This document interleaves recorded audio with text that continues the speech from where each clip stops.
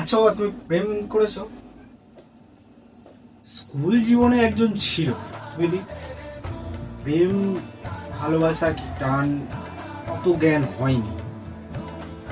স্কুলে আসতো, খুব ভালো লাগতো দেখতে, সবসময় ওর দিকেই তাকিয়ে থাকতো।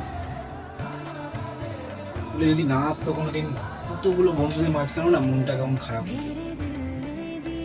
স্কুল ছুটির পর ওর বাড়ি অব্দি আগিয়ে যেতাম। ওর জন্যই হয়তো নিজেকে পরিবর্তন করতে পেরেছি আজ, যা দেখছিস হয়তো। তারপর কিছুদিন দেখলাম স্কুলে আসছিল না।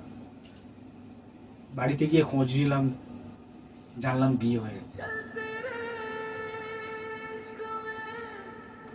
মেয়েটা কি জানতো? জানতো বোধহয়।